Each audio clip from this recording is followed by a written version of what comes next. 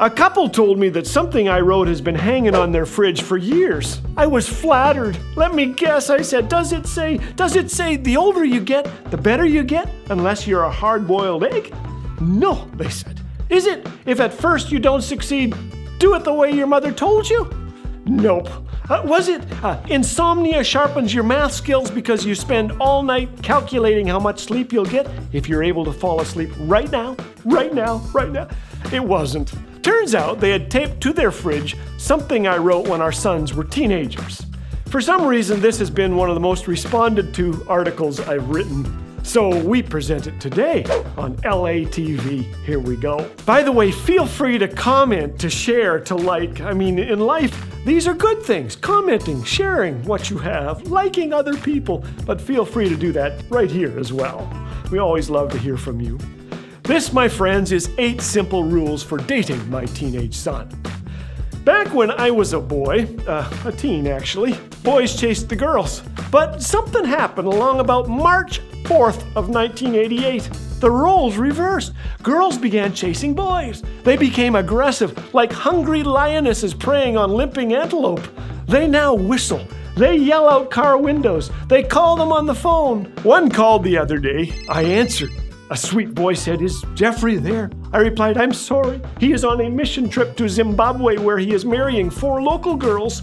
She didn't find this funny at all. 5 minutes later, she called back. I said, "Is this Brittany or Chelsea or Olivia? There are so many of you, I get you all mixed up." By the way, go ahead and try this, dads. You want your kids-in-law to have a good sense of humor, don't you? So that's a test. Back to my story. Since my sons are both receiving calls from lovely girls whom I'm sure will make fine wives for someone in 20 or 30 years, I have come up with a list to offer them much needed advice and increase their chances of one day dating one of my sons. Rule number 1.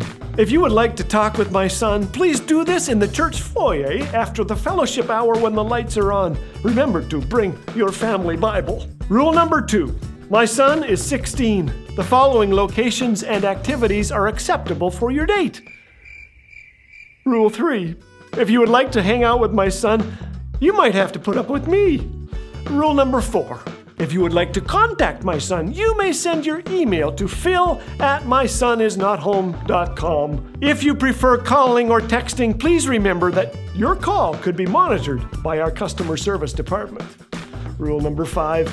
My son cannot use my minivan to drive you to the mall. The van is already booked that year.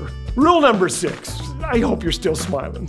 Please do not touch my son. Do not lean up against him unless you are falling over and are in danger of plunging from a cliff. Rule number 7. I am aware that it is considered fashionable for girls your age to wear Lady Gaga t-shirts that do not reach their low-slung pants or necklines that plunge lower than the Canadian dollar. You are free to show up in such attire, but just be advised my wife may affix it properly to your body with a glue gun. Rule number 8. Above all else, please remember that we've been praying for this boy since before God gave him breath, and we will continue to. If you are the one, we've been praying for you too. And when he chooses a godly girl, we will be happier than Mr. and Mrs. Turtle when they finally exited Noah's Ark. But until then, we'll keep praying that both of you will pursue Jesus first. All good things come from him.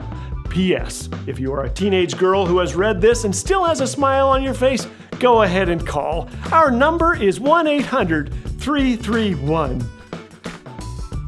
If you somehow get through, remember that your call could be monitored by our customer service department.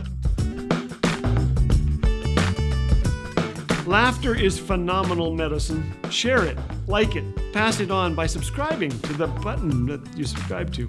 Then, hey, take the rest of the day off.